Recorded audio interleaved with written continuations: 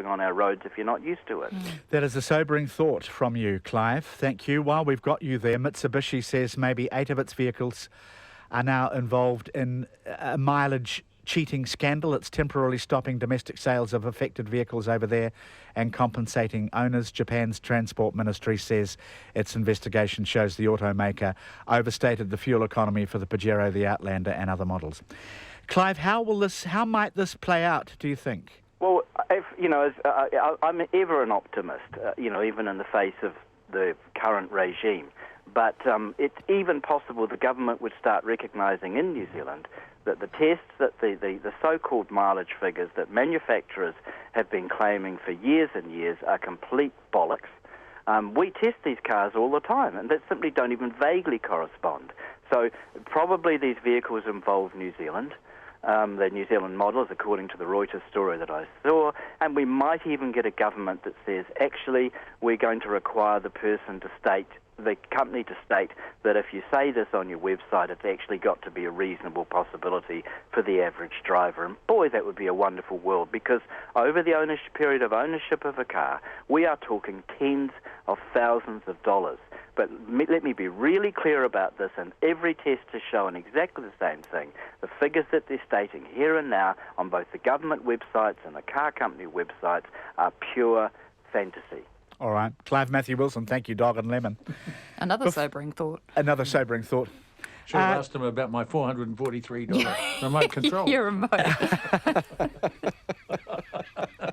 It sounds like he's got bigger fish to fry. I'd say so, yeah. Catherine, before we go, can you answer this? Jim, as an avid reader of mystery, crime and adventure novels, I noticed in the last few years a trend of some well-known authors like James Patterson, Clive Cussler and of late even Janet Ivanovich to have a co-writer. Usually a slightly less well-known one, albeit competent with published novels of their own. My questions are, why do they do this? How do they do it? Does each of them write a chapter? Does one write the whole story and then the other rewrites it? Do they discuss the layout and plot and then write their own versions? What do they do, please? I am flummoxed, says Emma of Waterview in Auckland. All of the above would be correct. Mainly, why do they do it? The authors that you cited there, Clive Cussler, James Patterson, Janet Ivanovich, and they are hugely prolific. I mean, they are industries. They're not just, any old author. They are the top earning authors in the world. And writing is hard, and it does take time, and you can't do it. You might be able to get robots to do it one day, but you can't. And so actually producing more output is one of the key reasons for these authors to do it. Some of them just want to share the load and have a bit of a fun of working with somebody. I think that's why Janet Ivanovich does it with Lee Goldberg.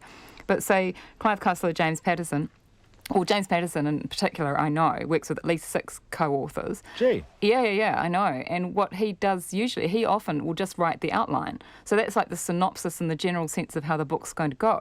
Barry and I could do that. I know. You could be a James Patterson co-author and probably get a percentage of his royalties, which would be huge.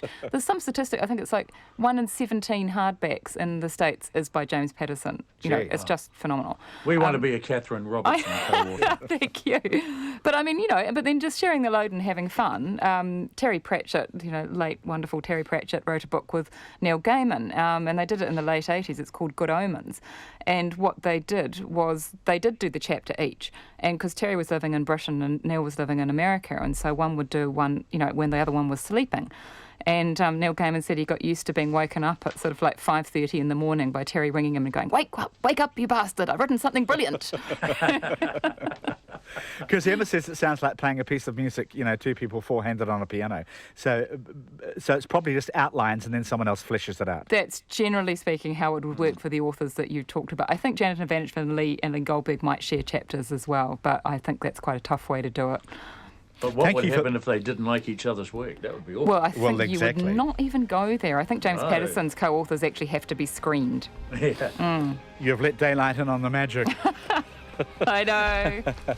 Catherine Robertson, good luck with the novel. Thank you. Barry and I think you get nothing to worry about. And Barry Corbett, always good to have your company. Take care, guys. Thank you both. See you later. Everybody, Bye. Checkpoint with John Campbell coming up.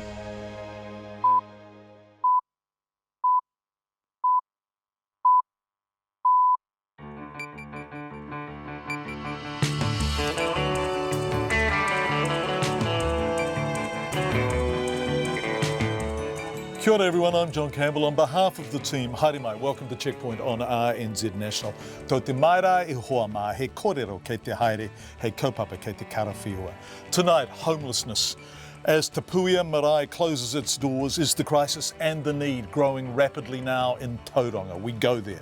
The social agencies who say up to 30 homeless families a week are knocking at their door. Apple, Ireland and the European Commission. And how does a tax rate of 0.005% sound to you? KiwiSaver money and cluster bombs and landmines. More banks take heed of the backlash. The Court of Appeal rules on the Rua Taniwha Dam. Tom Walsh, school classrooms and burglaries. 90 minutes of New Zealand news and current affairs, beginning with Katrina Batten. Kia ora, good evening. The country's biggest bank, ANZ, has voted to dump all direct KiwiSaver investments in weapons and tobacco. ANZ has told RNZ News it made the decision because it felt it was the right thing to do and because of the strength of feeling among its customers. ANZ is the latest of the 9 default KiwiSaver providers to say it will dump investments in companies that make cluster bombs, anti-personnel mines or nuclear weapons. The BNZ is the only default provider yet to take action. ANZ says none of its funds have any direct holdings in companies which manufacture cluster bombs, but the bank says it does invest in collective funds which might have money in weapons companies. It's considering making arrangements to ensure as much as possible its money doesn't end up invested in those businesses. The Department of Conservation and the developers of the $900 million Rui Taniwha water storage project are going back to the drawing board after an appeal court ruling. The court ruled the use of protected conservation land for the project in Hawke's Bay was unlawful. Peter Fowler reports. The court says the Director General of Conservation was not entitled to revoke the special conservation status of land the Regional Council wants to flood for the dam. The ruling means the council currently has nowhere to build it. Forest and Bird, which took the appeal, says the court has set a very high test to revoke the special conservation status of the dockland and doubts it can be met. The council's investment company, HBRIC, says the ruling is just part of the process. It says the focus remains on securing a cornerstone investor for the dam. In Hawke's Bay, this is Peter Fowler. A Havelock North woman says many people have lost hundreds of dollars during the gastroenteritis outbreak and should receive more compensation. The Hastings District Council has offered to cut residents' $57 water rates charge for 3 months. Jessica Maxwell says she asked the Tukituki MP, Craig Foss, about further compensation at last night's public meeting, but he did not answer. People are suffering. I was speaking to a part-time cook. She worked casual. She was out $400 that week because she wasn't called in. I've spoken to a couple of school principals in Hastings. They had to employ relief teachers because the Havelock North staff were off sick. Now, how are those people going to get reimbursed? Jessica Maxwell says $200 in compensation for each household affected by the bug would be fair. Tauranga social agencies are struggling with the growing number of homeless in the region and say about 30 families a week are having to seek emergency accommodation. Ngāti Ranginui Iwi Society CEO STEPH O'Sullivan says homelessness in the Bay of Plenty is a growing significant problem. She says people are working during the day and sleeping in their cars at night, including mums who are caring for children with disabilities.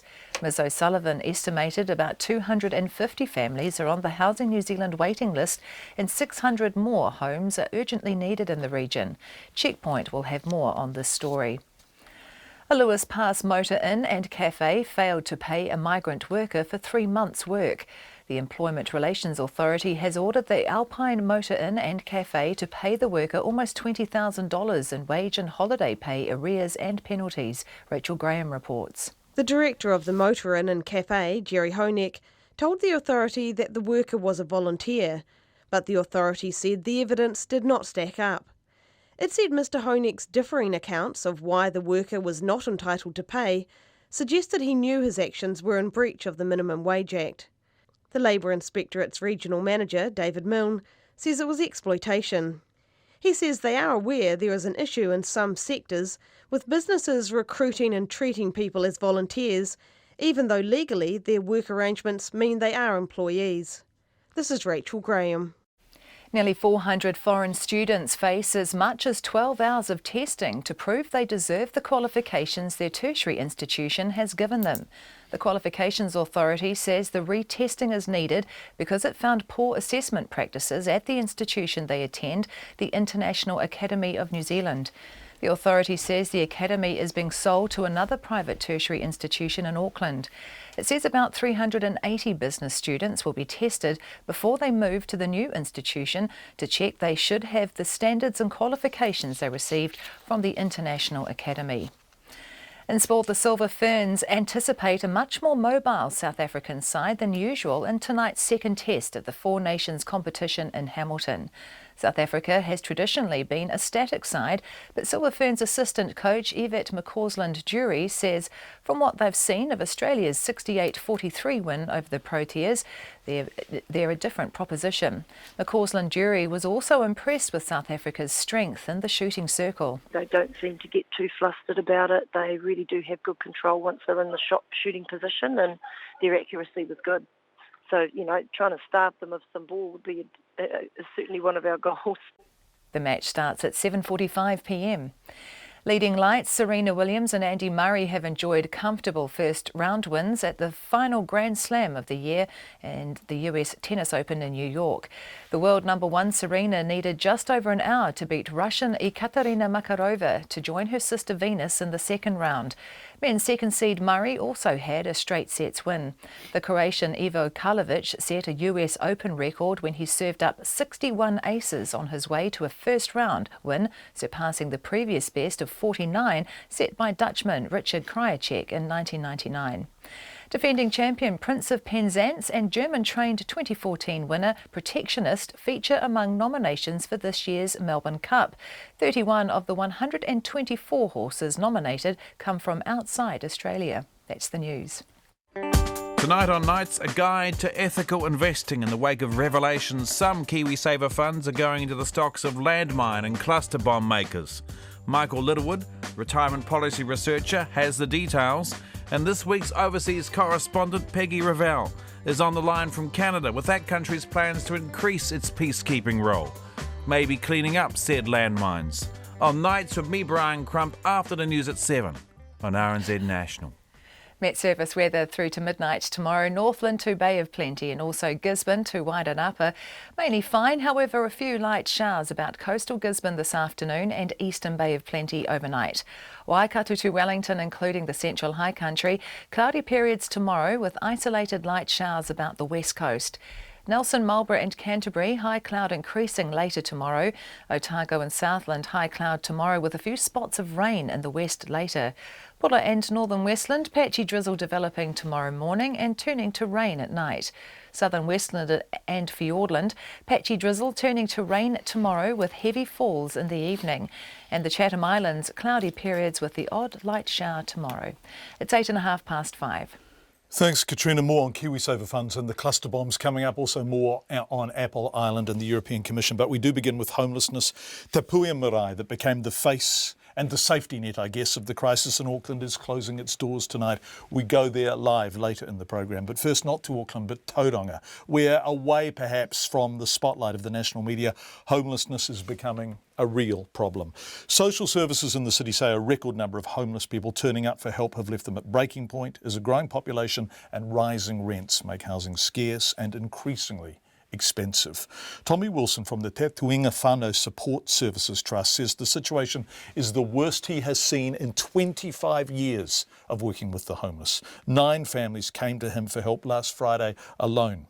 Steph O'Sullivan, who runs the Ngāti RANGINUI Iwi Society, was with Tommy when we called, and she says up to 30 families a week are being referred by the Ministry of Social Development to motels. It's become very visible and the agencies that are involved in the Tauranga steering group for homelessness have become very, very acutely aware of this issue. And there's a very visible story to be told about what we see in the CBD, but there's a greater story about the invisibility of homelessness out in the suburbs and in the more rural areas surrounding Tauranga. So are there families affected by this? There are many families affected, John. 30 families a week are being referred by MSD to motels and other forms of accommodation. I think there's approximately 250 families waiting on the list for a house with MSD. And when we were last in the steering group and trying to come to terms with we're trying to quantify the issue, we think there's something in the order of a need for 600 more homes or social housing-based homes in the Tauranga area. So that gives you an idea of the scale. Sorry, I just want to clarify that. 30 families a week are being put in the kind of emergency accommodation, motels, lodges, etc., that we've been seeing in Auckland, but this is in Tauranga. Yes, that's right.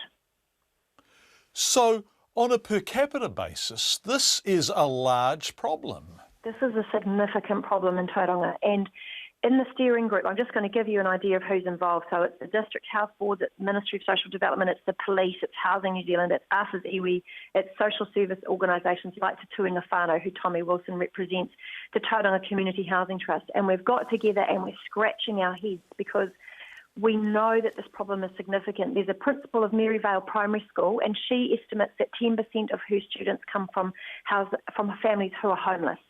We have a group of social workers that do work here in our Runanga, and they're dealing with women living in cars with their children who have got brain injuries, behavioural issues, trying to get them off to school every morning, trying to deal with beneficiary type issues, really intransient sort of systemic wicked issues, John, and it's alive and well here. And so I guess the agencies we've really come together.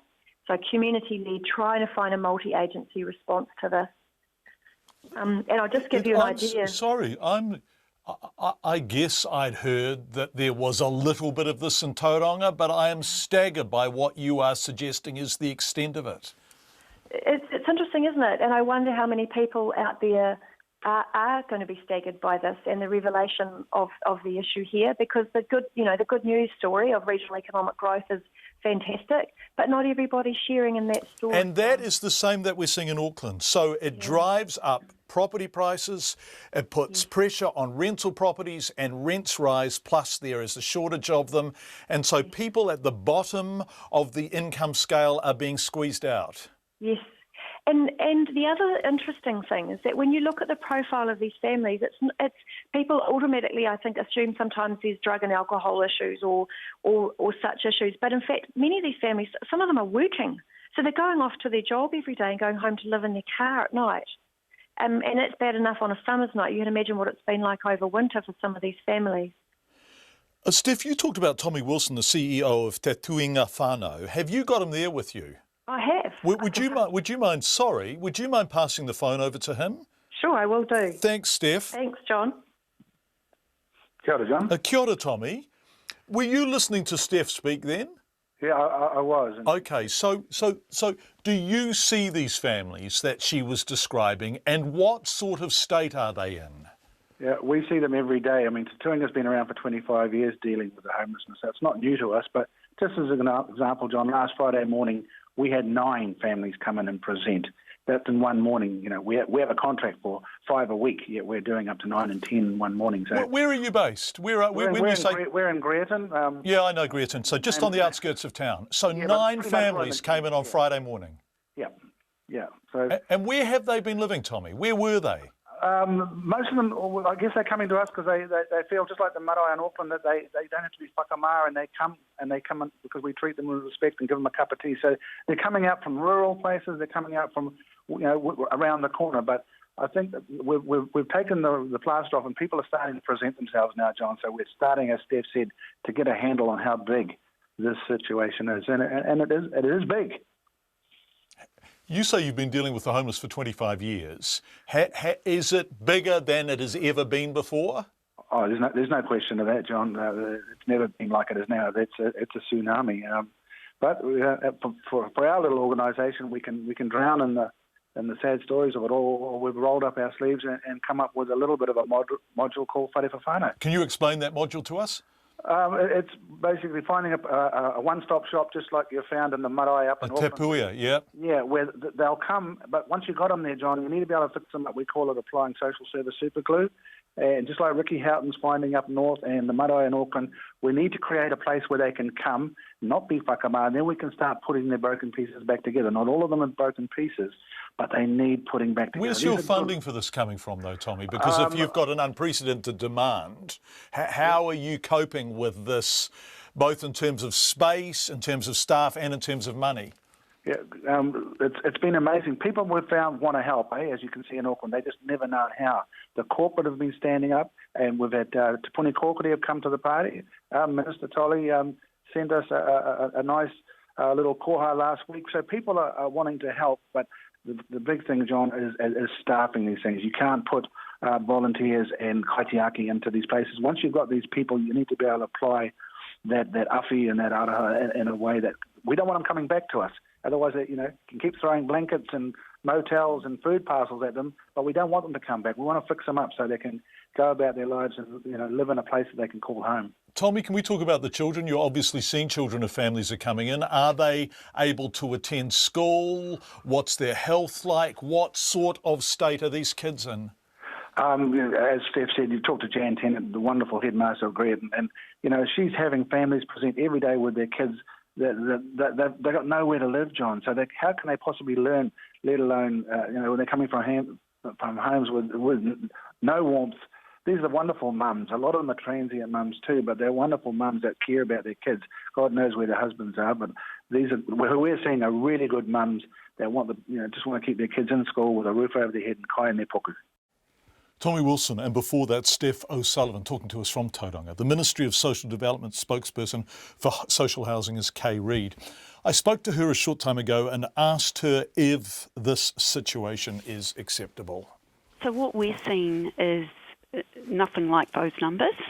What we are seeing is more in the realm of half a dozen a week of people who are requiring support for emergency accommodation. Half a dozen separate, different families a week over what sort of period? So that's been over the last 8 weeks, and we are providing them with that support. Okay, so 8 times 6 is 48. So your estimation is there is somewhere in the region of 48 families have sought your help for homelessness in the past 2 months? We have been helping families in that range, yes. Okay. How many people in total do you have, for example, in emergency accommodation in Tauranga, like the kind of motels and lodges that we were looking at in Auckland?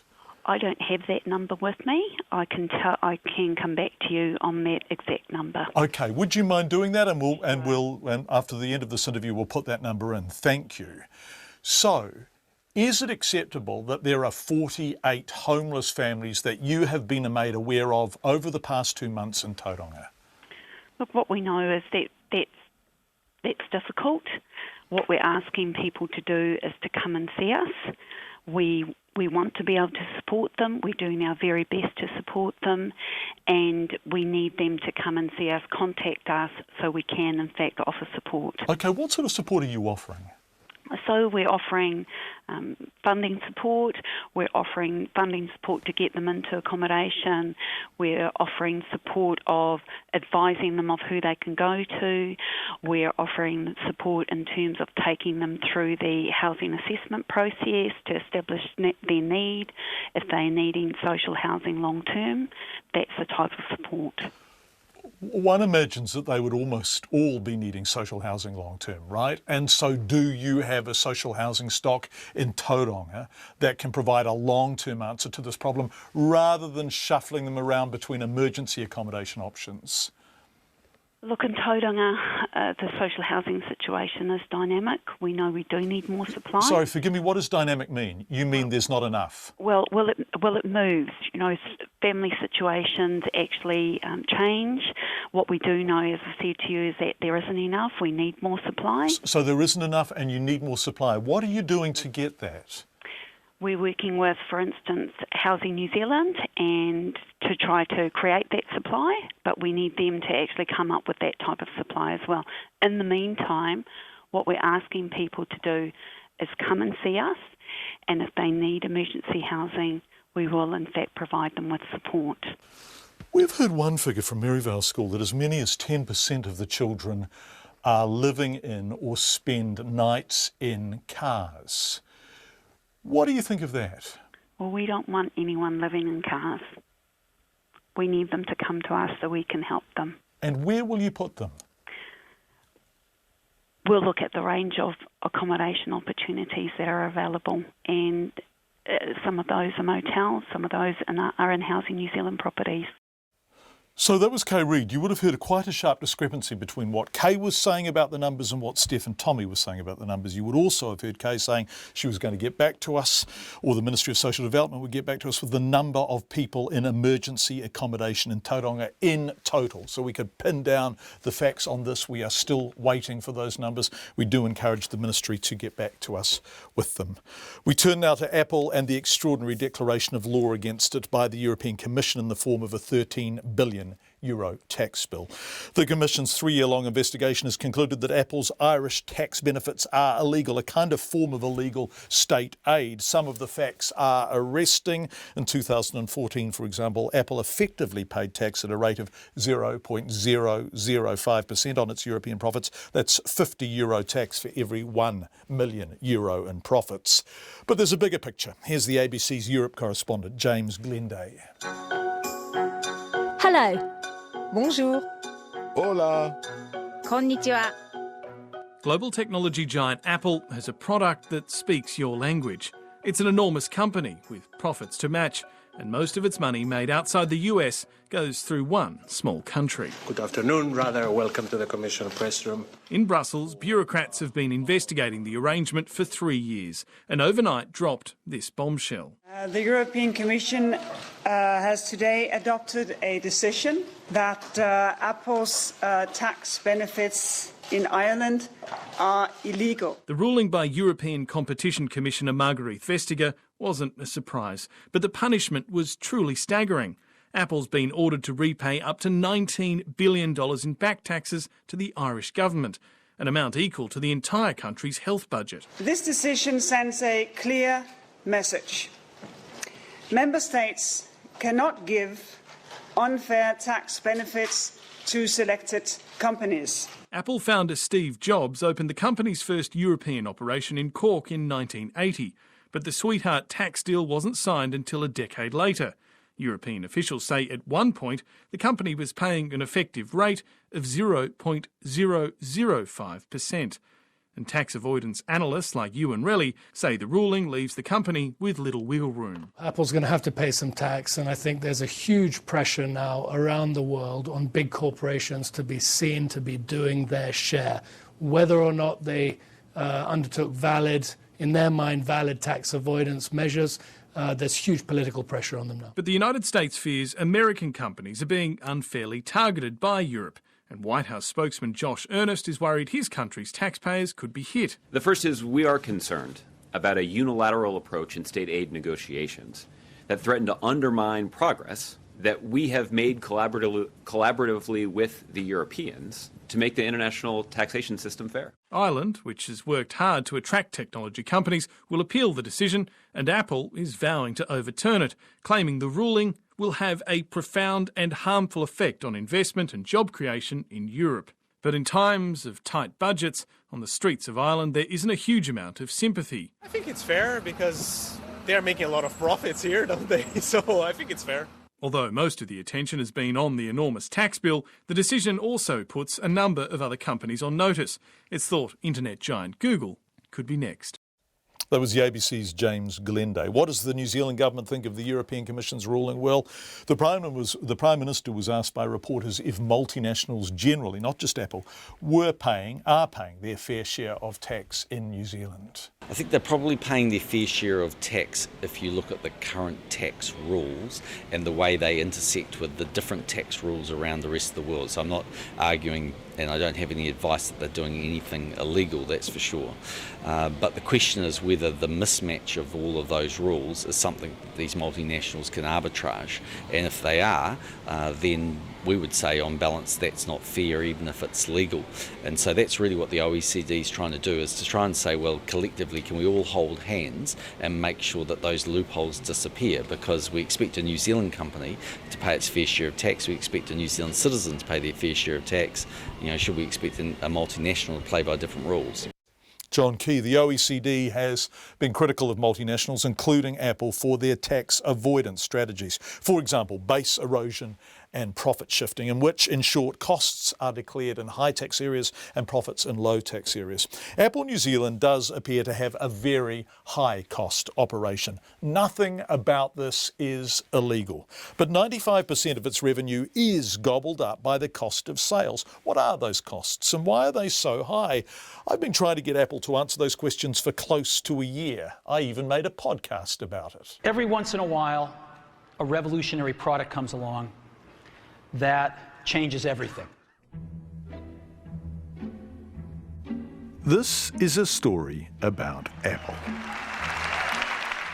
Late last year, I began looking at Apple New Zealand. I'd heard Kim Hill on Morning Report saying, Apple racked up sales worth over $500 million in New Zealand last year, but reported a profit of just $22 million and paid only $6 million in tax. Goodness, I thought. Sales of over $500 million, but only $6 million in tax? That's equivalent to just 1.2% of their revenue. That's not much tax. That was last year, this is now again. It turned out Apple had very high costs in New Zealand, 96% of their revenue at the time. So I tried to find out what those costs were. Generally, it's a pretty basic question. And I just wanted to talk to somebody about why the costs of doing business in New Zealand were so high. I'm not sure if that is something, in fact I know it's not something that we'll want to go into. We don't tend to make our sort of business operations a focus. Apple simply wouldn't discuss it. In fact, they flatly refused. I'm afraid that's not something we can support. Right. Why not? It's just not something I'm able to support, I'm afraid. I phoned, I emailed, I repeatedly asked. And later I went to Apple New Zealand's office in person. Nothing.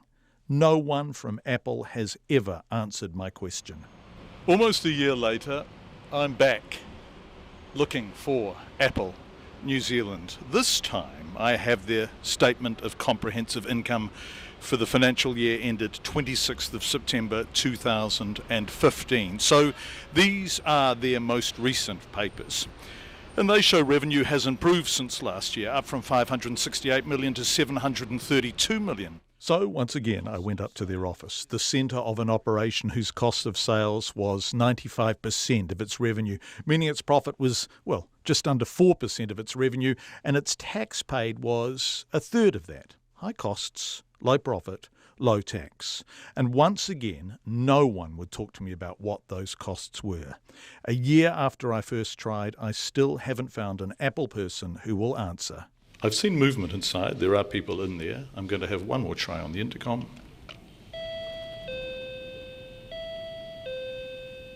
Apple's very costly New Zealand operation wouldn't even open its front door.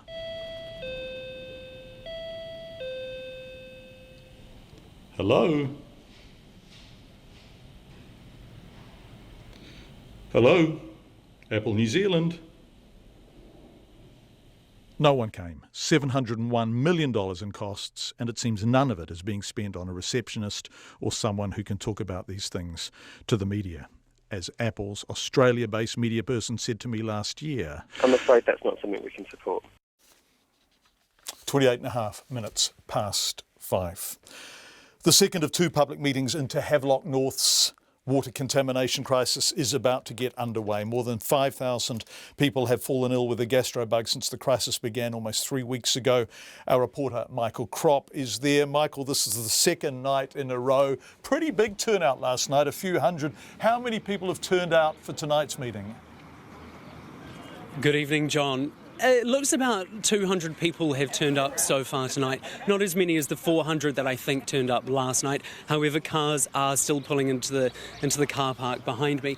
But the mood tonight is a little bit different. So last night there was this real palpable sense of inquisitiveness. It was their first chance to hear directly from their local leaders, their health authorities. But tonight, some people, I saw some faces that I saw yesterday, so it's like they've come back for a second bite at the cherry, if you want to use that phrase. But there are some new faces, and then talking with people on the street, there were people who watched the live stream as well. Who will be speaking? Is it going to be the same lineup as last night, or do we expect some new information from some new speakers? The same people will be speaking, so it's effectively a repeat of last night's meeting, so the same PowerPoint presentations. I expect that we'll hear Lawrence Yuill apologise again for the misery of this horrible illness. And then just to hand, the council has put out a release saying that they will not be able to lift the boil water notice tomorrow. They say that they need at least 3 days worth of clear results. So this is about the flushing of the Brookvale bore water from Havelock North's water system. So over the past week or so, or maybe a bit longer, they've been using Hastings' water to flush the mains pipes throughout Havelock North. And they say that they're still able to detect the old Brookvale bore water, that's the contaminated water. They're still able to detect that in the pipes. So as long as they can detect that, they won't be able to lift that boil water notice. And then, of course, they need 3 days of clear results.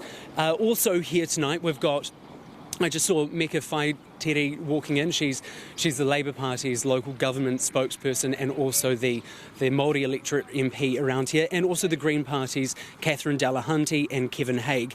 The Green Party particularly wants the government's inquiry to look at land use and how it's affecting water quality.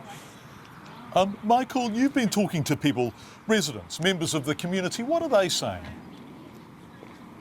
So just in the last few hours, we went back into Havelock North Township and we spoke with cafe owner, people on the street, to see what the mood was like, and they're still pretty disappointed, to be honest. Amanda Cobham at Kobana, a cafe, she talked about how the financial loss has been so severe that she's been cutting staff. She's now working 7 days a week. She gets to work at about 7:45. She's got young children. She works until 5. She's lost a kitchen hand. She's had to lay off her weekend staff, and then the remaining baristas, people like that, are having to take days off during the week so that they can now work the weekend. Another person, Kate Roundtree, she really criticised the lack of communication from the council, and that when questions are asked, particularly by the public, that they get quite defensive. And then earlier today we spoke to Jessica Maxwell, who was quite disappointed. She was at last night's meeting, but she was disappointed that her question wasn't answered properly. Well, I just mentioned, first of all, that I had written to council before they had their closed-door meeting to suggest that each household would be given a $200 reimbursement payment, because a lot of people, it's really only a token gesture because a lot of people are out a lot more than that, but I thought a token gesture of $200 per household would be welcomed by many people to help offset the costs that they had incurred buying a whole lot of extra things that they wouldn't have otherwise needed. But my second question, which I was really disappointed that I didn't receive an answer to, I directed to our local MP, Craig Foss. And that was because I really feel that the compensation on offer is woefully inadequate. And just for example, I was speaking to a part-time cook, and she said that she worked casual. She was out $400 that week because she wasn't called in.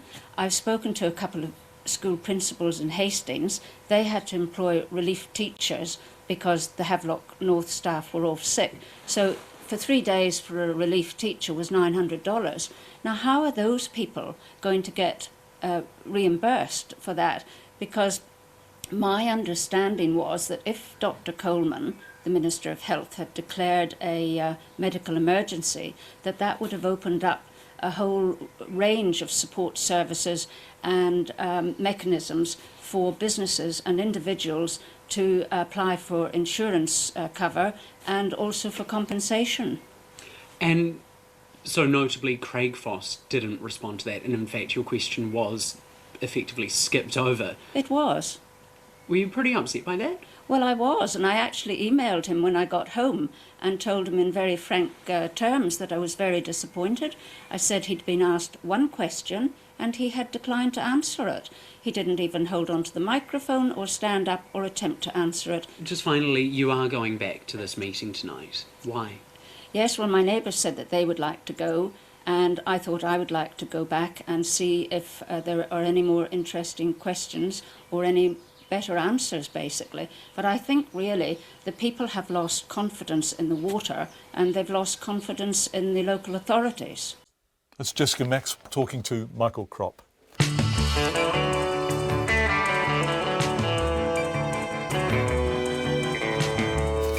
Thank you for being with us on Checkpoint. The time is 5:35. Coming up, the Court of Appeal rules the process of acquiring conservation land to build the Ruataniwha Dam was unlawful. The country's biggest bank, ANZ, votes to dump all direct KiwiSaver investments in weapons and tobacco, and why Airbnb faces the possibility of being banned from some apartment blocks here in New Zealand. Feedback welcome. You can text us on 2101. You can email us on checkpoint@radionz.co.nz. Thank you for being with us. Business with Nona next, but first Katrina with the headlines. Tauranga social agencies are struggling with the growing number of homeless in the region and say about 30 families a week are having to seek emergency accommodation. STEPH O'Sullivan, who runs the NGATI RANGINUI iwi Society, told Checkpoint homelessness in the Bay of Plenty is a growing significant problem. Ms O'Sullivan estimates about 250 families are on the Housing New Zealand waiting list and 600 more homes are urgently needed in the region. The country's biggest bank, ANZ, has voted to dump all direct KiwiSaver investments in weapons and tobacco. ANZ has told RNZ News it made the decision because it felt it was the right thing to do and because of the strength of feeling among its customers. The Department of Conservation and the developers of the $900 million Ruataniwha Dam water storage project are going back to the drawing board after an appeal court ruling. It said the use of protected conservation land for the project in Hawke's Bay was unlawful. The ruling means the council currently has nowhere to build the dam. A Havelock North woman says many people have lost hundreds of dollars during the gastroenteritis outbreak and should receive more compensation than just 1/4 water rates. Jessica Maxwell says she asked the Tukituki MP, Craig Foss, about further compensation at last night's public meeting, but he did not answer. Another meeting is underway now on the town's water. Nearly 400 foreign students face as much as 12 hours of testing to prove they deserve the qualifications their tertiary institution has given them. The Qualifications Authority says the retesting is needed because it found poor assessment practices at the institution they attend, the International Academy of New Zealand. Those are the headlines. I'll be back at 6 with more news, sport and weather. Thanks, Katrina. Let's go to business news now. Nona Peltier in the studio. Nona, business confidence. Yeah, and it's quite good too. We've got some very good numbers, near 2-year highs, steady though, not entirely growing. But why would you expect that at those kinds of levels? Companies that have, like say businesses, have more confidence even in their own businesses than they do in the broader economy.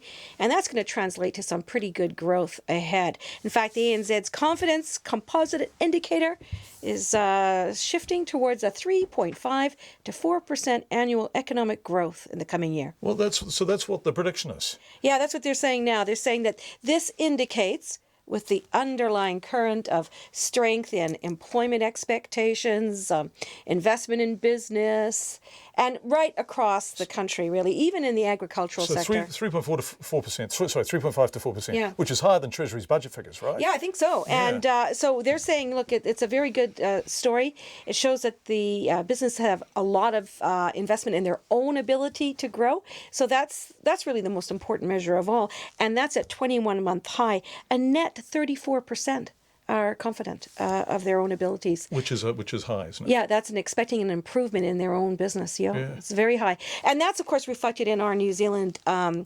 currency versus our neighbour, the Australian currency. That Australian currency has been knocked about a bit, and as a result, our currency rose against it, like actually quite high. I think, what did I say here? Oh, yeah, 96.3. Holy moly, yeah. Yeah, but of course, that's a key indicator, that when you break above 96 cents Australian, you can't really expect to just break above 97 suddenly. So getting to 96 is a big deal for the New Zealand currency. Hitting 75 US cents Australian, I mean the Australian currency against it, that's a marker for them as well. So there was a lot of profit hunters there in the profit takers rather in the market on the Australian dollar. So what we ended up with was steady against the US dollar for the New Zealand currency at 72.5 US cents, still very high. And of course, 55.3 pence, which is again a steady number. It was that Australian currency that's climbing. And on the index, the top 50 index, that's our share market index, that was a little changed, up just 11 points to 7,399. Thank you very much, Nona Peltier, joining us in the studio in Auckland. Well, let's stay with banks and business. 3 more default KiwiSaver providers are moving to dump their investments in companies that make cluster bombs, landmines or nuclear weapons. This follows an RNZ News investigation by Anusha Bradley, which found all 9 default providers either invested directly in weapons manufacturers or indirectly through funds like Vanguard. Now, ANZ, Westbank and Fisher Fund say they're dropping them after customer feedback. That takes the number of default KiwiSaver providers who are reviewing or dropping such investments to 8. ANZ is the country's largest KiwiSaver provider. BNZ Bank is now the only provider that hasn't promised to make changes around its investments in these areas. Our reporter Anusha Bradley spoke to Fisher Fund's manager, Carmel Fisher, about why her fund is making this move. We've always had an investment policy that says we will not invest in the armaments and tobacco industries. We found during our investigation a couple of weeks ago that we had 2 small holdings, one in Honeywell International, which has an exposure to the defence sector, and we had a fixed income investment in the tobacco industry through an outsourced manager.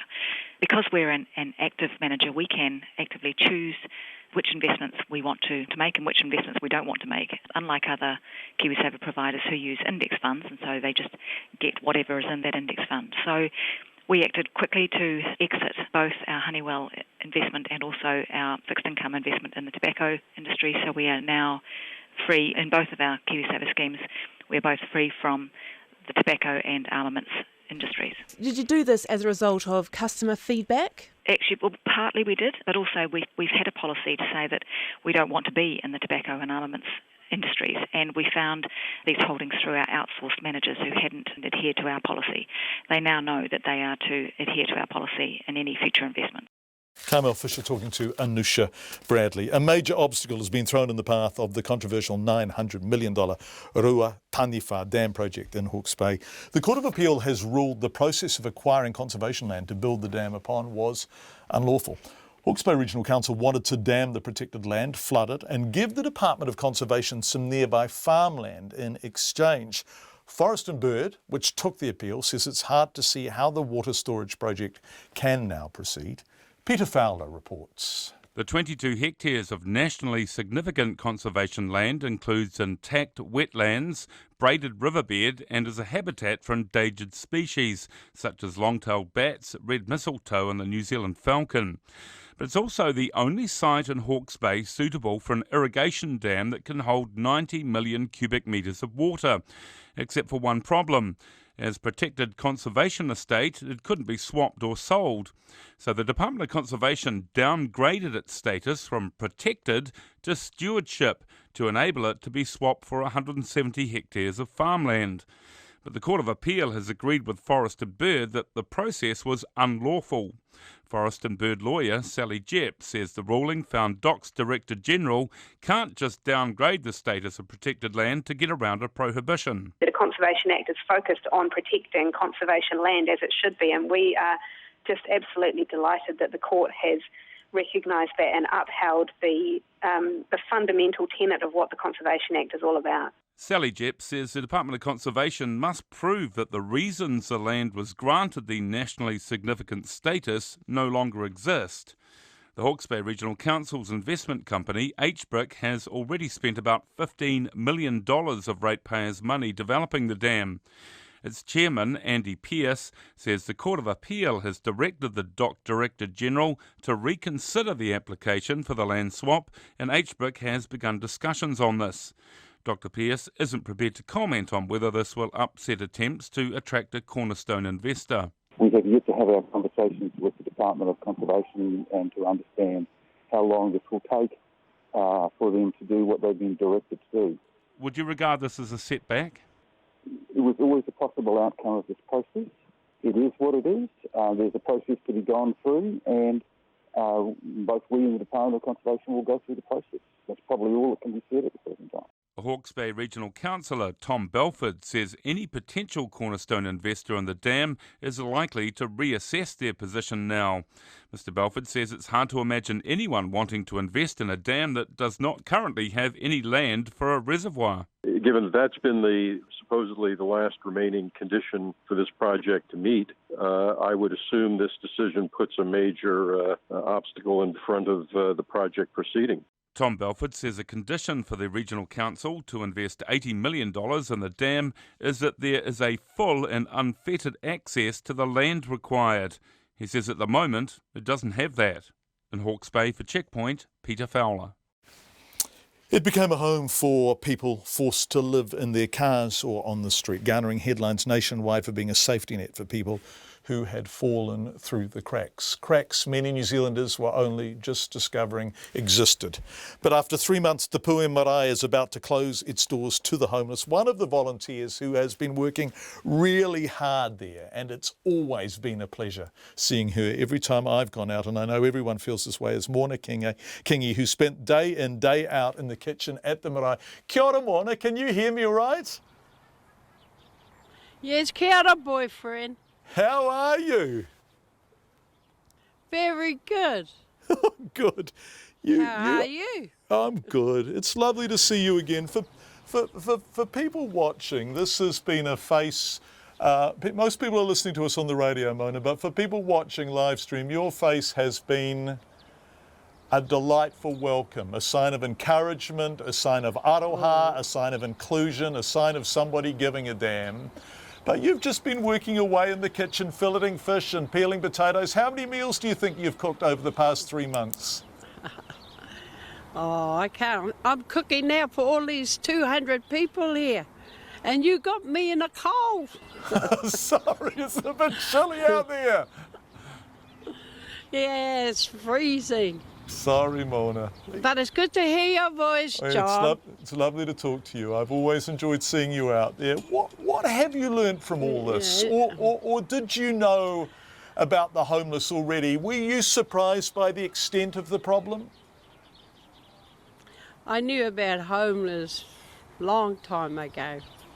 Started from Christchurch, started from Wallis Island, started around Auckland. We brought them here and looked after them, got them some homes, but it was hard. We had to buy food. This one, we brought nothing. It just came to our door. I would love the whole world and the whole of New Zealand for all the goods they gave us, everything.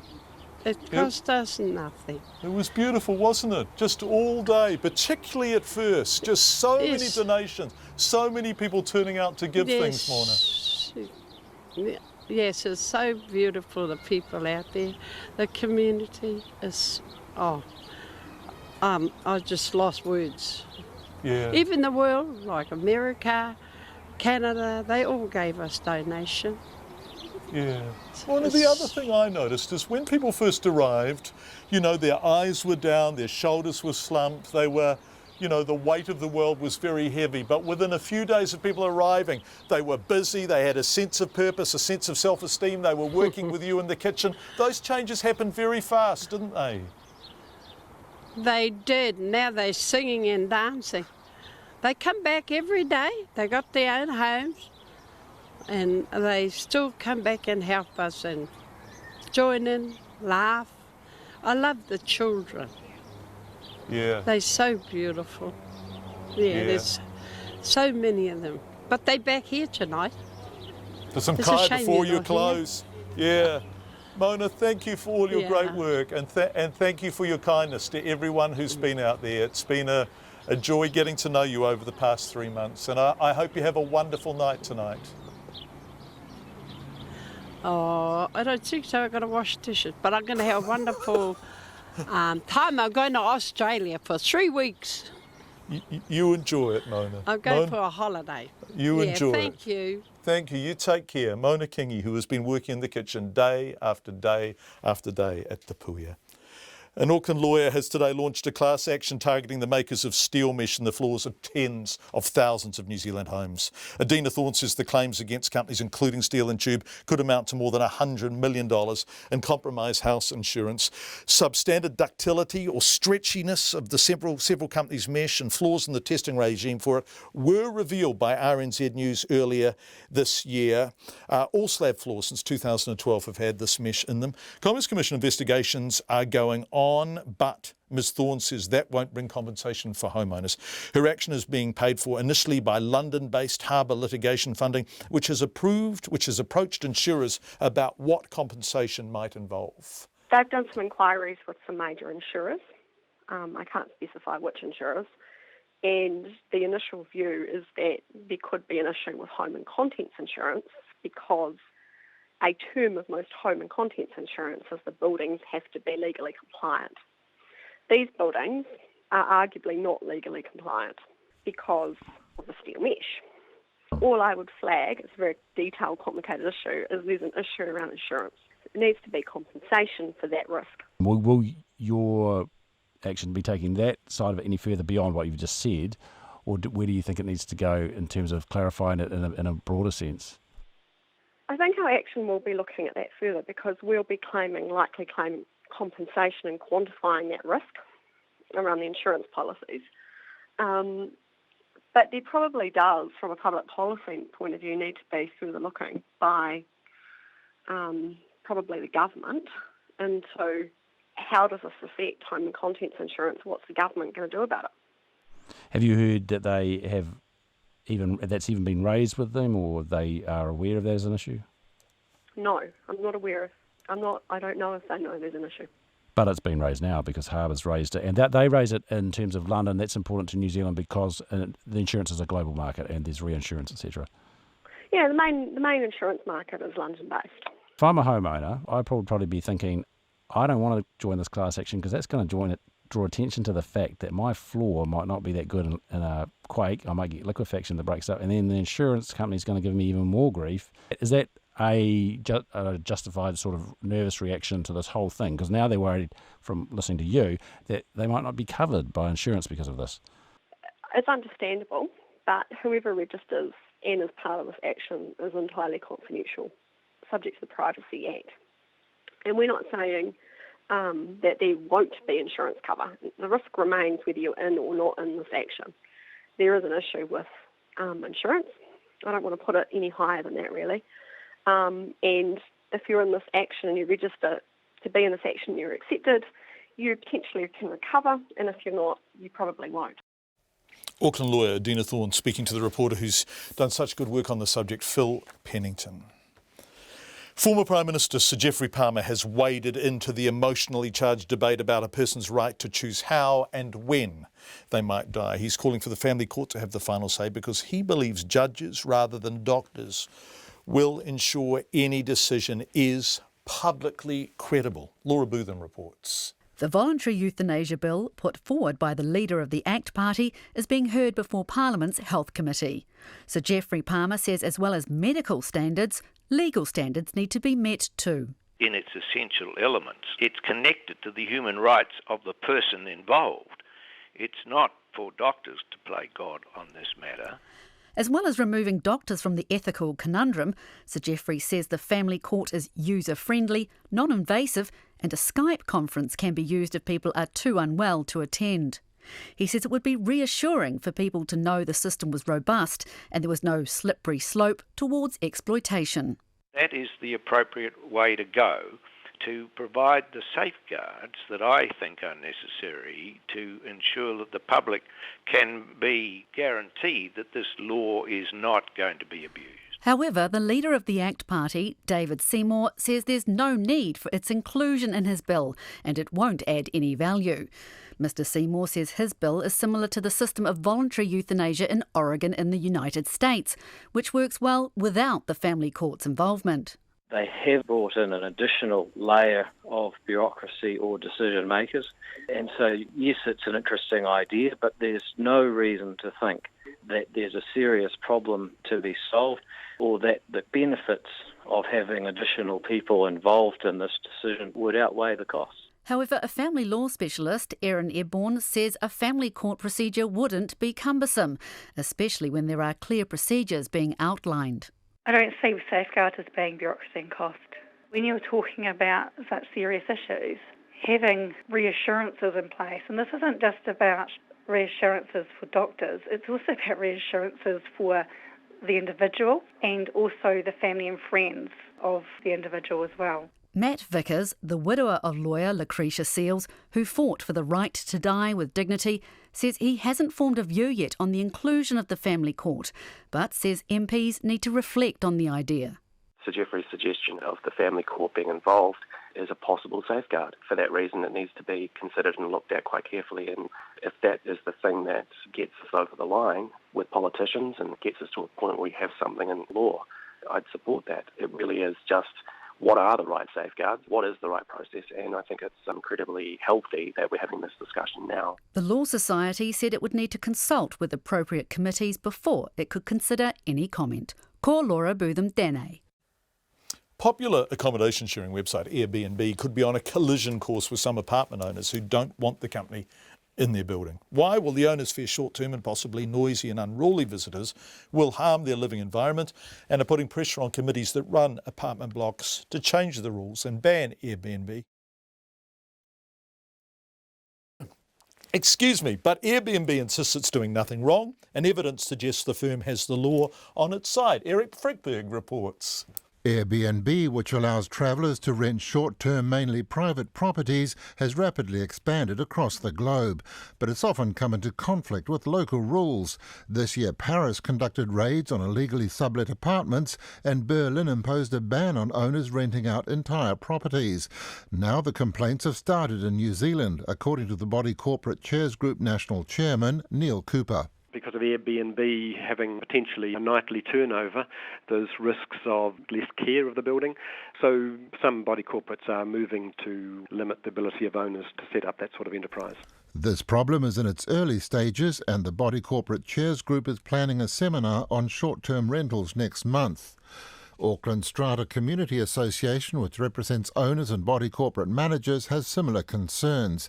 Its president, Joanne Barreto, wants New Zealand to act before it experiences the kind of security problems that developed in Australia. There's been 6 or 7 lockboxes outside an individual building. People can break into these lockboxes, get a swipe card or a key, and then have access to an entire building, and nobody necessarily knows who these people are or they're coming and going. Another example in Sydney is where people have been renting Airbnb short term and then letting the apartments as if they own them and taking multiple bonds and then doing a runner. Joanne Barreto says the government should regulate to help control this problem. But an Airbnb official, Dylan Smith, insists it's doing nothing wrong. Our hosts across New Zealand are overwhelmingly everyday mums and dads who are renting out their home occasionally, earning just a modest supplemental extra income. Of course, if we're made aware of folks who don't behave in accordance with our policies and the sort of things that we would deem to be a good neighbour, then we would consider moving those people from our platform. These assurances haven't stopped one Wellington property manager from telling apartment owners in a building she administers that they shouldn't rent out through Airbnb. But she says it's not formal policy, and she has doubts about whether it would stand up in court. Joanne Barreto has similar concerns over the viability of any ban on Airbnb. Until it's tested in court, we're not going to know what boundaries we can put. I'm aware of body corporates that are already changing their operational rules to reflect that Airbnb can or can't be used in a building. But there are concerns that if they're acting within the legal requirements and complying with the zoning, there's no actual legal way to enforce it. This legal test has already been through the courts in Australia. Residents of a plush waterfront complex spent $100,000 in legal fees trying to keep Airbnb out of their building, and they failed. So your home might be your castle, but that doesn't mean that Airbnb can't get its hands on the keys. For Checkpoint, Ko Eric Frickberg, Tene. It's coming up to a minute before 6. Just before the 6 o'clock news, Katrina has just arrived. Some feedback This has come in from Pete, who's now in Wellington, but, as he says, John, we lived in Maryvale and Tauranga until very recently. Thanks, Pete. More than 10 state homes around us were sold into private ownership whilst we were there.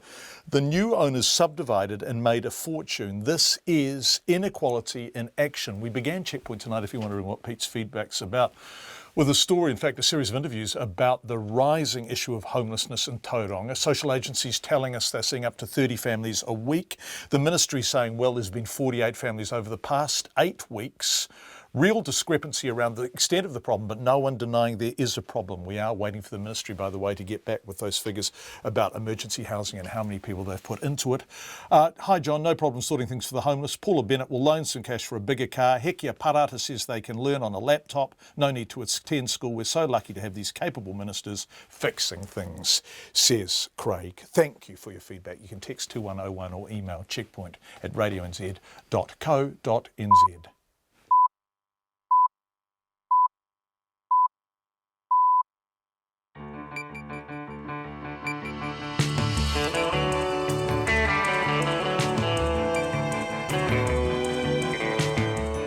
It's 6 o'clock, of course, on RNZ National. Thank you for being with us, however you are joining us. In the next 30 minutes, documents reveal $16 million was left unspent on new classrooms, even as schools battle overcrowding. We've been hearing about that this week. Apple vows to fight a European Commission order for it to pay Ireland up to €13 billion in unpaid taxes.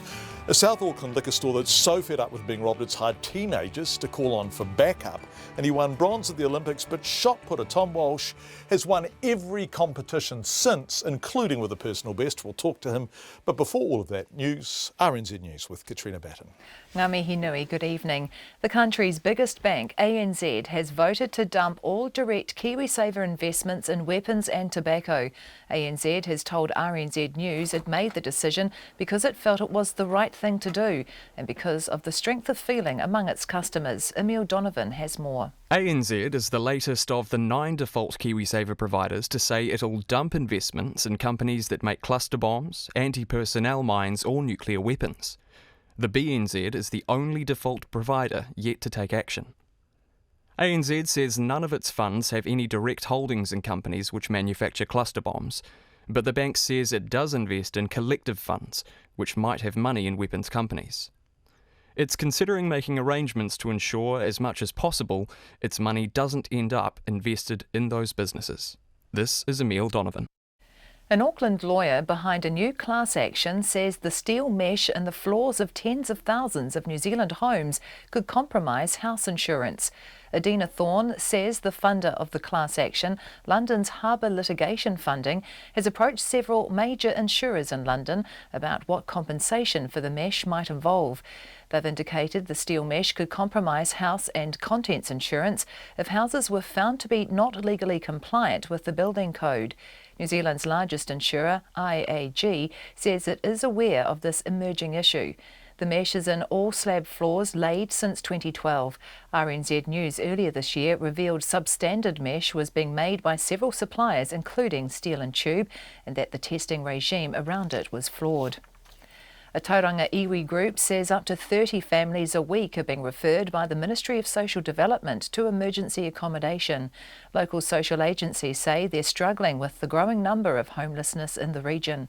Ngāti Ranginui Iwi Society CEO STEPH O'Sullivan told Checkpoint homelessness in the Bay of Plenty is a growing significant problem. I think there's approximately 250 families waiting on the list for a house with MSD, and when we were last in the steering group and trying to come to terms with we're trying to quantify the issue, we think there's something in the order of a need for 600 more homes or social housing-based homes in the Tauranga area. Steph O'Sullivan says a local primary school estimates 10% of its students come from homeless families. However, the Ministry of Social Development says it's not seeing those numbers with 6 families a week needing emergency accommodation. The Associate Education Minister, Nikki Kay, is confident the Education Ministry can handle the building of new schools and classrooms despite a $16 million underspend. Budget documents show a total capital underspend of $147 million in the past financial year, partly due to the construction delays. Labour's education spokesman Chris Hipkins says that isn't helping schools dealing with overcrowding and classroom shortages. But Nikki Kay says it's a matter of timing of appropriations. I think it's really important to know that we're really on track with all of our major projects. I think what you've actually got going on here is the largest capital upgrade program ever of New Zealand schools, with more money than ever before, and you've got an opposition in the muck, dealing with what is a technical issue. The Associate Education Minister, Nikki Kay. The Hastings District Council says it won't lift its boil water notice until at least the end of the week. The council last night told residents they would no longer have to boil drinking water from today, but has now backtracked on that.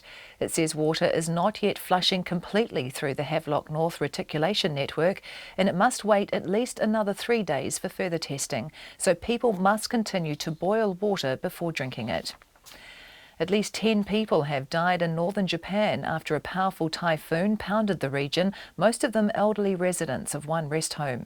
Typhoon Lion Rock has brought strong winds and heavy rain to northern and northeastern Japan, inundating wide areas. Local media say 9 people were found dead at an aged care home in the town of Iwazumi, while an elderly woman was killed in the city of Kuji. It's the first typhoon to move across Japan from the Pacific Ocean since records began in 1951. Some of the towns it hit were devastated by the 2011 earthquake and tsunami. In sport, the Silver Ferns anticipate a very different challenge from South Africa when they play their second test of the Four Nations series in Hamilton tonight. After a convincing 65-39 first-up win over third-ranked England, the Silver Ferns assistant coach Yvette McCausland-Dury is wary of the Proteas despite being ranked only 5th in the world. They've got really mobile defence. They've got, they're very active defensively. And down in the midcourt, they've got some good speed that they use. There's experience there in the centre position and a very fast-paced wing attack. And then down in their shooting end, what we witnessed was certainly once they get the ball in there, they're very accurate. The game starts at 7:45 tonight. Australia play England in Adelaide later tonight. Following its series loss to South Africa, the New Zealand cricket side has slipped 2 places to 7th on the international test rankings. The Black Caps lost the second and final test in Pretoria by more than 200 runs. Set 400 to win, New Zealand was dismissed for 195 as South Africa wrapped up the match with a day to spare. The Black Caps skipper Kane Williamson, though, is defending his decision to bowl first after winning the toss. A lot of the information we got was the wicket was soft, the wicket was green. There was enough in the wicket, I believe, to have restricted them to a below par total, but they played nicely. The 450 first innings total was certainly the winning of the match, I believe. Black Cap skipper Kane Williamson. That's the news. Apple's deep pockets. Most of the revenue is going to leave the country as royalties. Billions and billions of dollars going into Ireland. Drilling deeper for water. This is a shallow aquifer that's been contaminated somehow. If we can't find the source, then it's likely we will have to write this aquifer off for drinking water. And a deepening bovine mystery. You've got a cow from Ashburn and then all of a sudden turns up in Wellington and it doesn't add up at all. Getting to the bottom of it. Morning reports, weekdays from 6. Then on 9 to noon, should sugary drinks get the plain packaging treatment? And after 10, biotechnologist Raymond McCauley on reading, writing and hacking DNA. Join me, Catherine Ryan, on 9 to noon after Morning Report on RNZ National. Met Service weather through to midnight tomorrow, Northland to Bay of Plenty and also Gisborne to Wairarapa. Mainly fine, however, a few light showers about coastal Gisborne this afternoon and eastern Bay of Plenty overnight. Waikato to Wellington, including the central high country, cloudy periods tomorrow with isolated light showers about the west coast. Nelson, Marlborough and Canterbury, high cloud increasing later tomorrow. Otago and Southland, high cloud tomorrow with a few spots of rain in the west later. Bulla and northern Westland, patchy drizzle developing tomorrow morning and turning to rain at night. The southern Westland and Fiordland, patchy drizzle turning to rain tomorrow with heavy falls in the evening. And for the Chatham Islands, cloudy periods with the odd light shower tomorrow. It is 6:08, or almost 6:08. Hold on, it's 6:08. Right. Now, there you go. Thanks, Katrina Batten. Despite numerous concerns about overcrowding, the Education Ministry failed to spend all the money put aside to build new schools and classrooms in the last financial year. Documents show $16 million was left unspent on new classrooms, even as schools continued to use other spaces to teach children.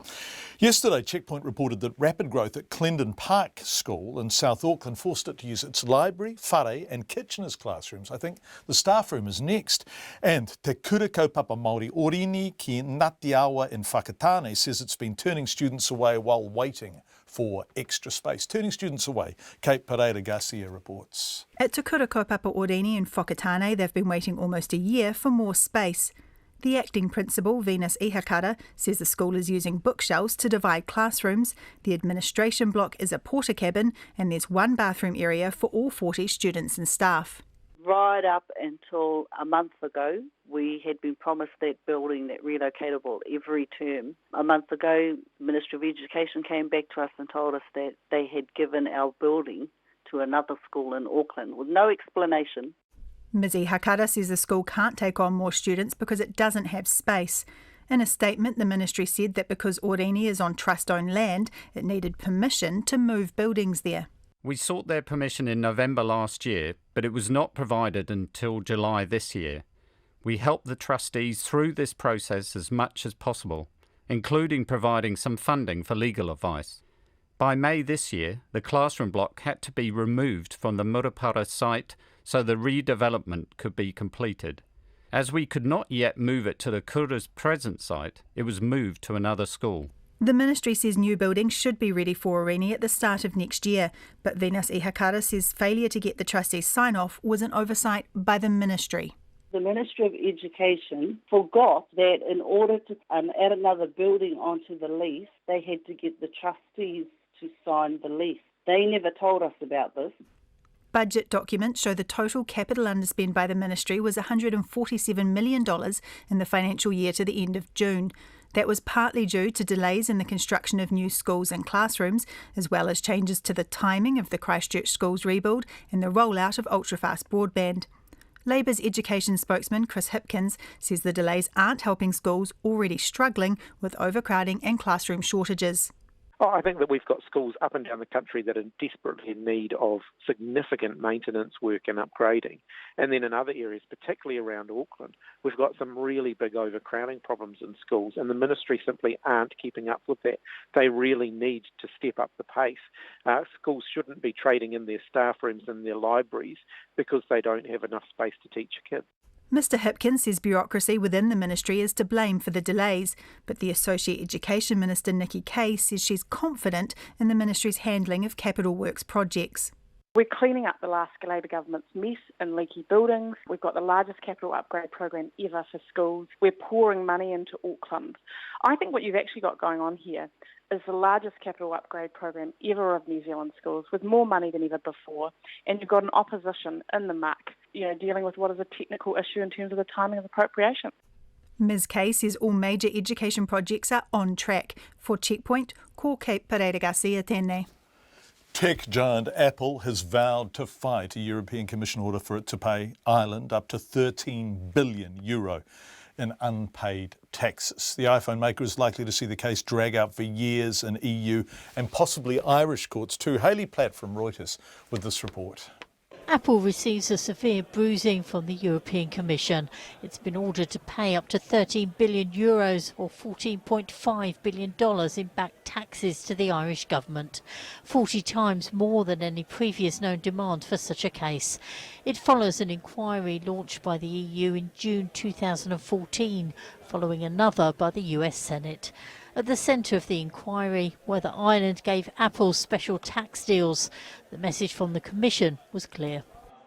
Member States cannot give unfair tax benefits to selected companies.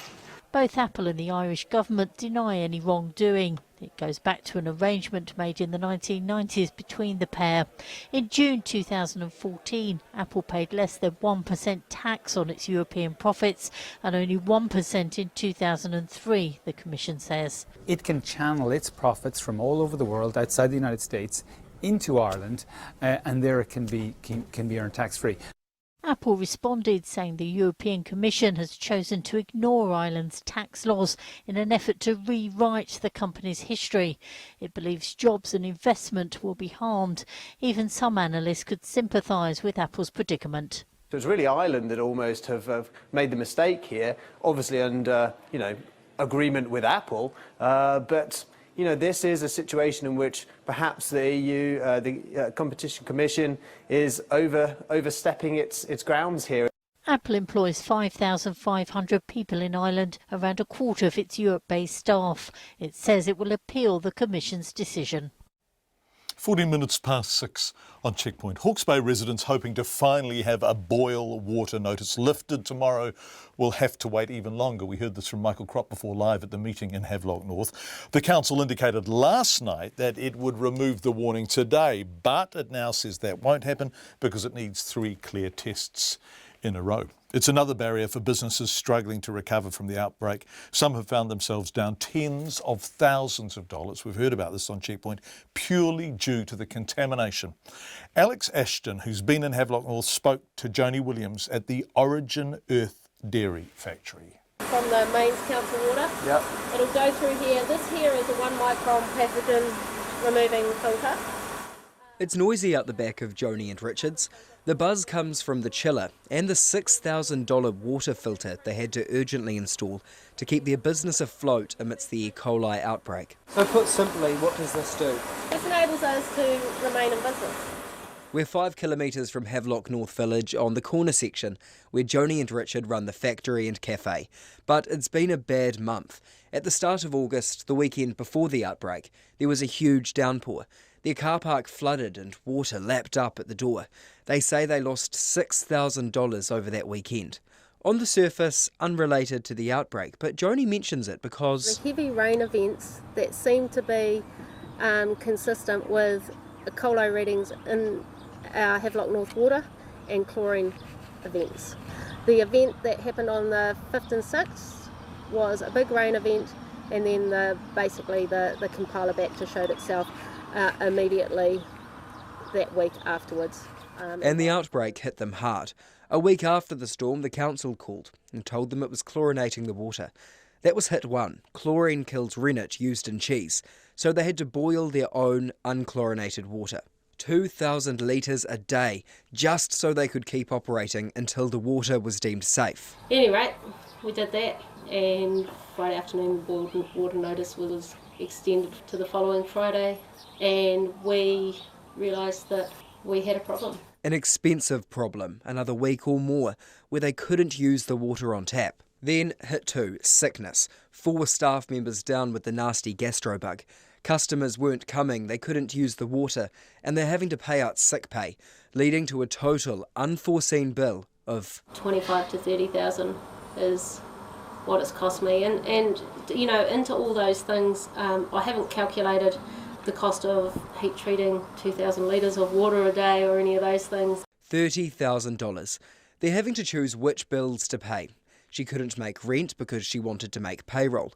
Last week, 2 separate $100,000 grants were announced for affected businesses, one from local and one central government.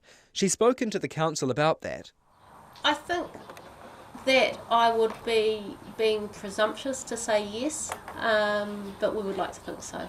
Joni doesn't want to play the blame game, she just wants her business to survive.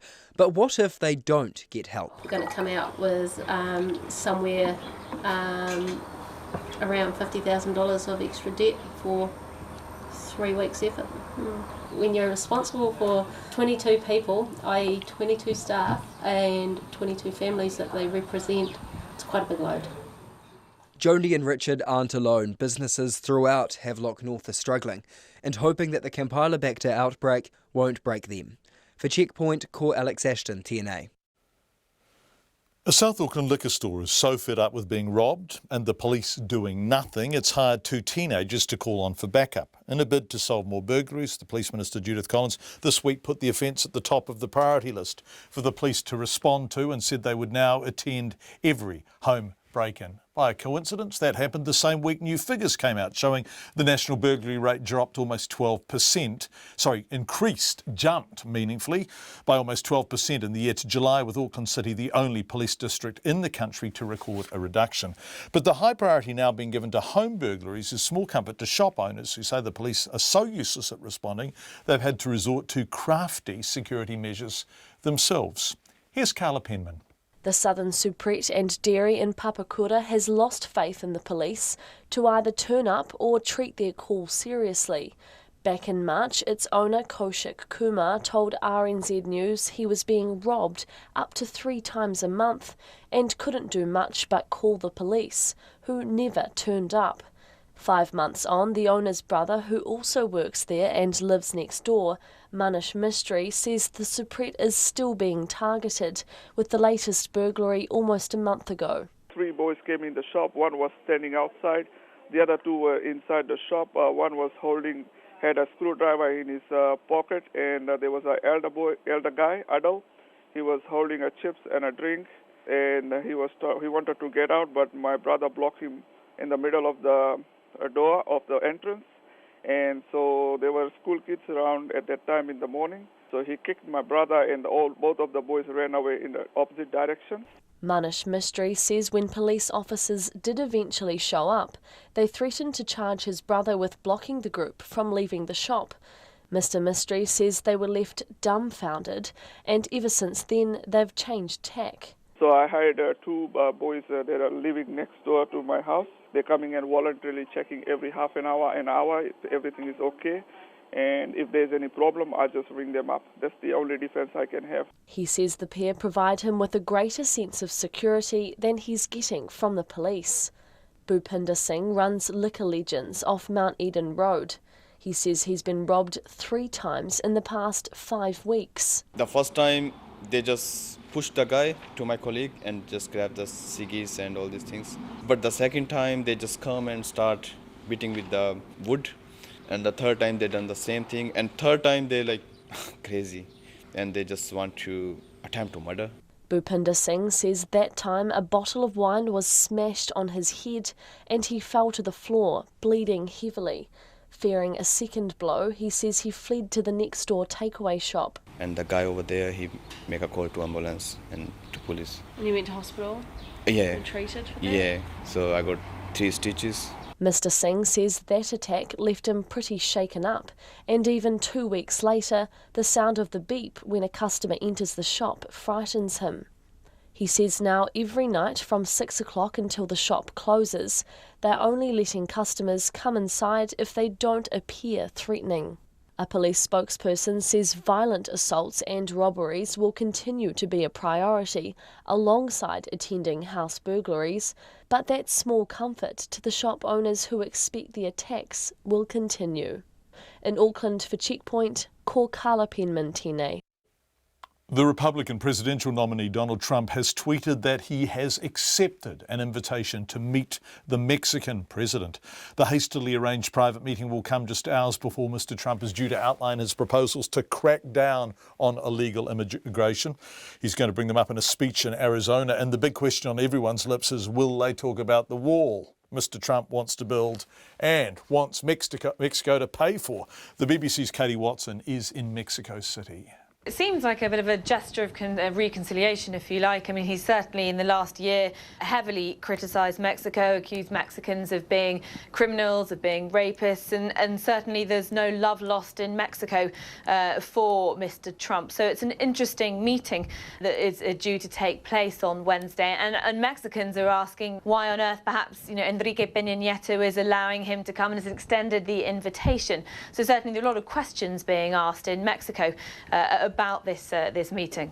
Donald Trump in the last few weeks has been a kind of hints at softening his stance on immigration. In Phoenix later on Wednesday, he'll be giving a speech on immigration, perhaps clarifying some of his policies. So perhaps this is seen as a good time to extend an invitation to Donald Trump in Mexico. But certainly Enrique Peña Nieto has very low approval ratings. Perhaps inviting him here might be showing some kind of solidarity and showing actually let's just see what Donald Trump has to say and see whether I can convince him and win him round. down, but certainly people in Mexico are looking at this thinking this is very odd. Just looking at, speaking to people, looking on social media, certainly commentators are certainly questioning exactly what's going to be happening on Wednesday. The BBC's Katie Watson in Mexico City. Donald Trump is still on the screen beside me. It's quite disconcerting. We finished with him, haven't we, Kelvin? Wait, he's going. He's going. He's gone. The first stage of a major civil defence exercise has taken place today to test the country's readiness for a tsunami. The National Crisis Management Centre in the basement of the Beehive, also known as the bunker, was activated, and our deputy political editor, Chris Bramwell, went to have a look. The heavy door to the bunker is painted an anonymous grey with no signage, but once inside and down the stairs, it opens out into a series of rooms coming off a central core with one large control room. In the control room, there are about 50 people seated at a series of workstations. One wall of the room is completely covered in big screens showing graphs, maps and incoming data. Today's exercise is based on the scenario of a tsunami generated by an earthquake in the Kermadec Trench and taking less than 3 hours to reach New Zealand. At one workstation, officials are gathering information coming in from tide stations around the country to figure out where and when the tsunami will hit the coastline. So can I also record that there's tsunami activity detected in Greymouth? We don't know for sure. Okay. The Director of the Ministry of Civil Defence, Sarah Stewart-Black, says the exercise is a real test. We actually went to GNS to provide us with a realistic scenario for this exercise to make sure that it was being tested for real rather than something that was just a pick out of the sky, as it were. And actually what we've found is that it's playing out as we expected, which is terrific. Sarah Stewart-Black says officials knew there was an exercise today, but nothing more than that. So until the scenario kicked off, nobody knew, other than the fact it was going to be tsunami, what was involved. So it's actually testing the call-out procedures, the coming down, and identifying what are the priorities, what do we need to be focused on. So you're playing it cold, but with the fact that you're testing all of those arrangements that have been worked through, where there's been training for agencies involved, to see, all right, how does it work in practice? Today's practice day was the first of 3 being held over the next month. Ātau i te whare pārimata mō Checkpoint, ko Chris Bramwell tēnei. Kia ora, Chris. Let's go to Olympic shot putter Tom Walsh, who's flourished post-Rio. Well, he flourished in Rio too. He got a bronze, of course, but he won 2 Diamond League competitions in Paris and then in Poland since. He's still sort of a part-time South Canterbury builder. He won the bronze at the Olympics, beat his own personal best since then, and set a new national record of 22 metres straight in Paris at the weekend, beating Olympic gold medalist Ryan Krauser by a centimetre. Yeah, it's only about a week late though, isn't it, John? No, look, I was, as I said probably to you, I think, a week ago, I said I felt like I had more out there for sure, and I left a little bit out there. So it was good to know that I can, deliver on my promise, I guess, and throw well, and also, managed to throw it in the 6th round, which is when it really mattered and when I really needed it. So it was a pretty cool feeling to do it then, and also to take the win in Paris as well. Hell yeah, against really good competition. So had you thrown 22 at the Games, you got a bronze. Had you thrown 22 at the Games, you would have got a silver, right? Yes, I would have. But, hindsight's a wonderful thing, isn't it? You have such a delightful kind of laid-back persona, but I'm sensing actually that you are driven and singular and determined. And setting aside a gold in Tokyo and all that kind of stuff, what do you dream of? Is it a distance? Do you have something in mind that you believe you can get to and are working to get to? There is. If you ask anyone, in my close team, they'll tell you that I'm the most competitive bastard that's around. I hate losing.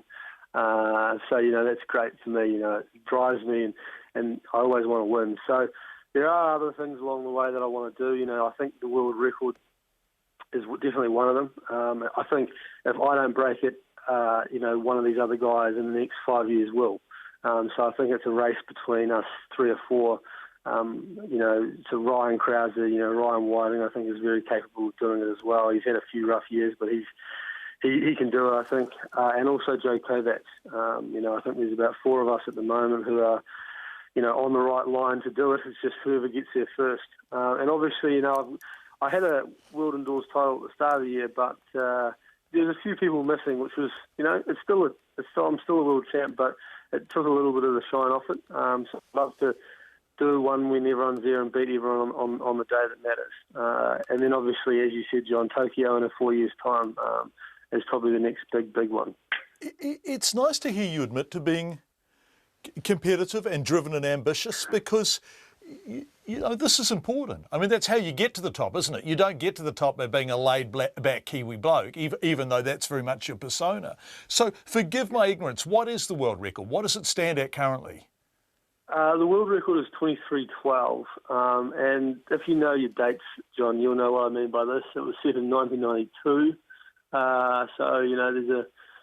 it's been around for too long, and someone needs to change it, that's for sure. So it's as I said before, it's going to go in the next 5 years, I'm sure of it. So you've got to go, to crack that, you've got to go 1.13 up on where you are now, right? Indeed, John, but I'm not just going to go 1 centimetre over. I'm going to go further than that, aren't I? Tom Walsh. He's a delight, Tom Walsh is. So is Eliza McCartney. We spoke to her yesterday. Lisa Garrington, we spoke to her last week. They're just splendid young people, as well as being brilliant world best athletes. What fine New Zealanders. And speaking of fine New Zealanders, Jeremy Ansell is going to raise the music of Lawrence Arabia, a.k.a. James Milne, to end Checkpoint for tonight. We'll see you tomorrow at 5. Thank you very much indeed for being with us.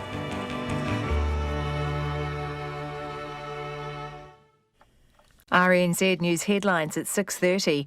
The country's biggest bank, ANZ, has voted to dump all direct KiwiSaver investments in weapons and tobacco. An Auckland lawyer behind a new class action says the seismic steel mesh in the floors of tens of thousands of New Zealand homes could compromise house insurance. A Tauranga iwi group says up to 30 families a week are being referred to emergency accommodation by the Ministry of Social Development. And Havelock North's boil water notice won't now be lifted until at least the end of the week. Our next news and weather is at 7. There's 7 seats. If you've got 7, there is pretty much no doubt that you're going to be in the box seat. Labor is in opposition. We have worked hard to try and rebuild confidence. I really hope that they do get together, because they'll be the death knell of both of them. I mean, we've seen the destruction that Tuine reaped last time. For a closer look at the big political stories, join us for Focus on Politics.